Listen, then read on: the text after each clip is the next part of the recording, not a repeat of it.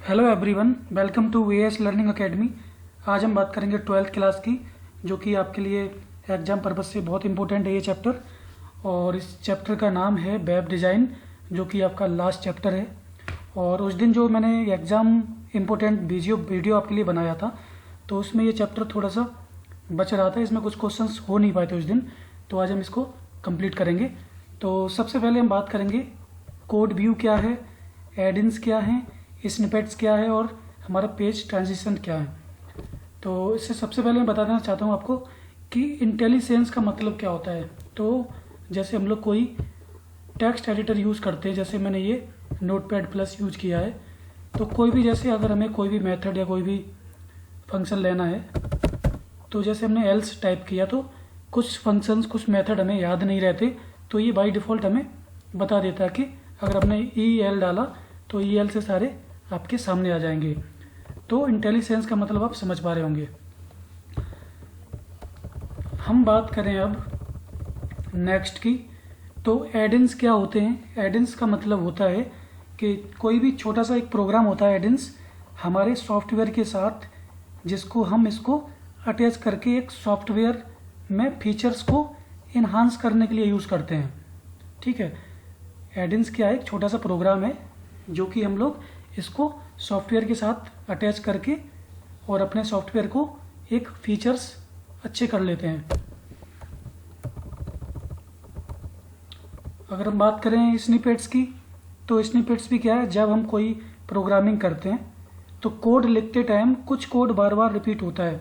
कि अगर मान के चलो मुझे कोई चीज़ बार बार लिखनी पड़ रही है, एज इट इज़ रिपीट हो रही है, तो हम लोग क्या करते हैं कि स्निपेट्स पहले से ही बना के तैयार कर लेते हैं, जिससे कि हमारा क्या होता है, टाइम सेविंग होता है और हमें बार बार कोई चीज़ रिपीट में नहीं लिखनी पड़ती है। तो स्निपेट्स का मतलब यही है, ये हमारा क्या है, रीयूजेबल है, हम लोग इसको बार बार यूज़ कर सकते हैं एक बार बनाने के बाद। पीएचडी टेम्पलेट्स क्या होते हैं, तो कुछ टेम्पलेट्स क्या होते हैं जो अगर हम पहले से कोई चीज़ तैयार कर लेते हैं, अगर हमें कोई बार बार यूज़ काम करना है तो उसमें हम इसका यूज़ कर लेते हैं। अभी मीयू और पीएचडी के बारे में डिटेल में समझेंगे। उस दिन मैंने एक क्वेश्चन दिया था और इम्पोर्टेंट भी क्वेश्चन है, मीयू का फुल फॉर्म भी पूछा था। तो ये देखो, मैंने वही क्वेश्चन बताए जो आपको हैं। तो डायनेमिक वेब टेम्पलेट्स क्या होते हैं, तो डायनेमिक वेब टेम्पलेट्स का मतलब क्या है। जैसे अगर हम लोग डेफिनेशन की बात करें तो यहाँ पे दिया है, templates help you organize the entire website to have consistent look and feel. This is very helpful when you work with large number of pages. तो WT का मतलब यही है कि जब भी हम लोग कोई वेब डिज़ाइन करते हैं, वेबसाइट बनाते हैं, तो उसमें डायनेमिक वेब पेजेस वगैरह बनाते हैं। जैसे कि हमें कोई, जैसे हम लोग गूगल फॉर्म बनाते हैं और कोई भी अगर सर्वे कराते हैं किसी का, तो हम लोग डायनेमिक वेब पेजेस होते हैं, वो डायनेमिक वेब टेम्पलेट्स होते हैं। आपको कुछ छोटी छोटी चीज़ याद रखनी, जिससे कि क्वेश्चन आ जाता है तो आप लोग कुछ ना कुछ उसका आंसर दे सकते हैं। तो इनको यूज़ कैसे करते हैं एक बार आपको देखना है कि सिलेक्ट जैसे जैसे इनको स्टेप बाय करना है। तो वही अभी कंटिन्यू चल रहा है। नेक्स्ट की बात करें तो वो देखो, वही क्वेश्चंस दे रखे हैं। Purpose of dynamic web templates का मतलब वही है कि हम लोग इसका यूज़ करने के लिए कोई एक, जैसे हम लोग किसी वेब पेज को बनाते हैं, उसको डिज़ाइन, उसको बहुत सी सारी चीज़ें उसको ऐड करके हम लोग यूज़ कर सकते हैं। सर्च इंजन ऑप्टिमाइजेशन ऑलरेडी बहुत बार पढ़ चुके हैं, फिर भी मैं बता देता हूँ। पेज को, वेबसाइट को रैंकिंग करने के लिए हम लोग इसका SEO का यूज़ करते हैं।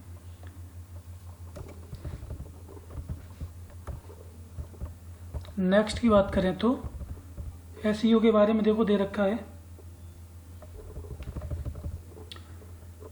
फॉर्म्स की बात करें तो क्या है, you have been using HTML CSS creating simple web pages. जब हम लोग सिंपल छोटी छोटी वेब पेजेस बनाने के लिए कोई भी काम करते हैं तो हम लोग HTML और CSS का यूज़ करते हैं।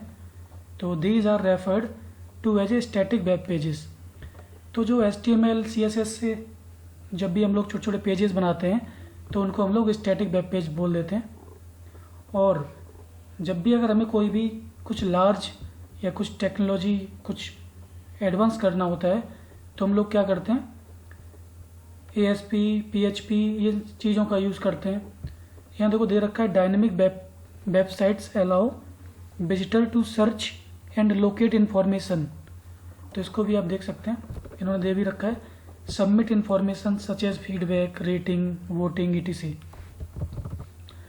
उस दिन म्यू के बारे में बहुत सारे बच्चे कमेंट कर रहे थे कि म्यू का मतलब क्या है, तो आप ये कंप्लीट तैयार करना। म्यू क्या है, एक सॉफ्टवेयर है जिसमें हम लोग क्या करते हैं, देखो सबसे पहले आपको इसको फुल फॉर्म देखना है, माइक्रोसॉफ्ट एक्सप्रेशन वेब, मैंने इसको टिक कर रखा है।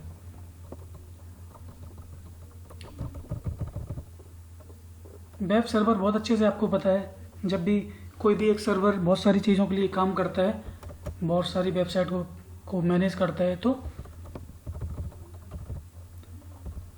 फॉर्म की बात करें तो वही सब है।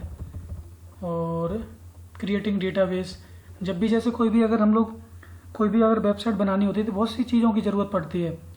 हमें टेक्स्ट एडिटर की ज़रूरत पड़ती है, जैसे नोटपैड होता है, उसमें हम लोग कोड लिखते हैं। कोड लिखने के बाद हम लोग डेटा को डेटाबेस में मतलब एक सेव करने के लिए, सुरक्षित रखने के लिए और लिंक कराने के लिए डेटाबेस का यूज़ करते हैं, जो कि हमारा जैसे SQL होता है, SQL, इसकी हेल्प से हम लोग डेटाबेस को तैयार करते हैं। ये स्ट्रक्चर्ड क्वेरी लैंग्वेज है।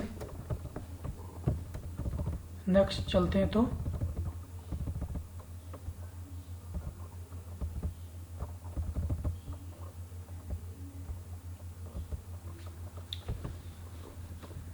डेटाबेस के बारे में दिया गया है कि एक बार आप वहाँ पे जो मैंने बताया था उसको पढ़ लेना।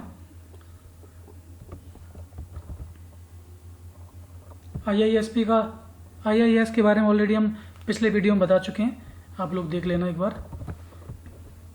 म्यू का ये ऑलरेडी आपका डेफिनेशन कम जो भी उसका फुल फॉर्म था वो पहले ही बता चुके हैं।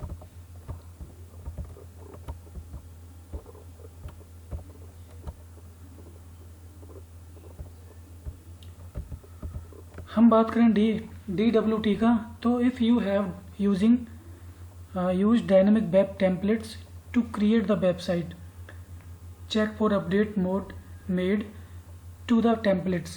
तो DWT वही है, डायनेमिक वेब टेम्पलेट्स, जो कि हम लोग पहले ही पढ़ चुके हैं इसके बारे में।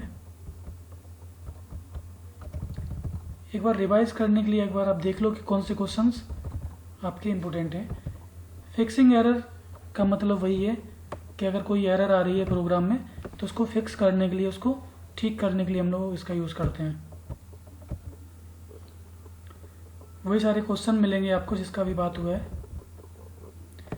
वेब होस्टिंग का मतलब वही है कि कोई भी आपका एक साइट या कोई भी एक होस्ट करने वाला बहुत सारी वेब पेजेस को होस्ट कर रहा है।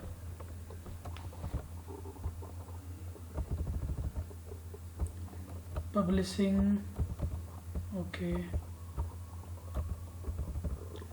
वेब पैकेजेस वही हैं जो कि जैसे बहुत सारी कुछ चीज़ें हैं, हम लोगों को अगर रिमोट कंप्यूटर पे दिखाना है, बहुत सी चीज़ें हमारे पास CSS HTML जावास्क्रिप्ट सब कुछ एक मॉड्यूल, एक पैकेज बना के एक किसी और को अगर दिखाना है तो हम लोग उसको सिंक्रोनाइज कर सकते हैं छोटे से एक प्रोग्राम या छोटे से एक पैकेज में भेज के।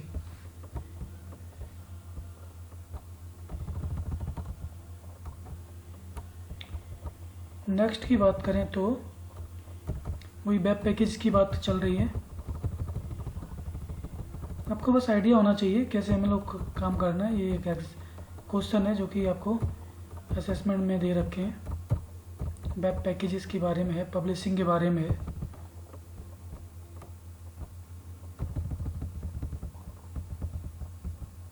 हाँ, CSS टेम्पलेट्स ऑलरेडी आपको पता है। Designing a good looking interface can be quite difficult at time as it require creativity. Also, you need to learn additional software to create such designs while focusing on delivering websites that are standard compliant.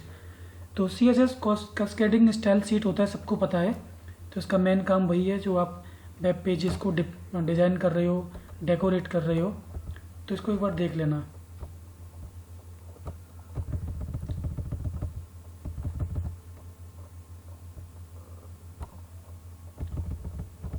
अब ये CSS के कुछ questions हैं जो कि simple हैं। तो आपको एग्ज़ाम के लिए इतना ही बोलना चाहता हूँ कि एग्ज़ाम स्ट्रेस फ्री होके दो। कोई भी प्रॉब्लम, कोई भी फैमिली का इशू, कोई भी ऐसी लास्ट में बहुत सारी ऐसी चीज़ें बन जाती हैं एग्ज़ाम टाइम में, या फिर कभी भी जब भी एग्ज़ाम हो आपका, तो दिमाग में चल रहा है कि ये प्रॉब्लम वो प्रॉब्लम। तो मैं तो यही कहना चाहता हूँ कि एग्ज़ाम टाइम में बिल्कुल फ्री माइंड होके कोई भी अगर प्रॉब्लम भी हो तो उसको साइड रख दो और सोचो कि मैं एग्ज़ाम पहले इम्पोर्टेंट है, और एग्ज़ाम के बाद बहुत सी चीज़ें सॉर्ट आउट हो जाएंगी। सब कुछ जब सक्सेस मिलेगा सब कुछ सॉर्ट हो जाएगा। तो छोटी मोटी प्रॉब्लम को साइड रख के एग्ज़ाम पे फुल फोकस करना है। तो आज के लिए इतना ही काफ़ी है। और आपका दोनों वीडियो देखने के बाद मुझे लगता है कि सारा क्वेश्चन, सारे जो भी हमने एक एक चीज़ आपको बताई है बुक में या कोई भी क्वेश्चंस, तो वह एक बार आप, हो सकता है कोई चीज़ एक्सप्लेन करना रह गई हो तो आप कमेंट बॉक्स में पूछ सकते हो। और best of luck, thank you.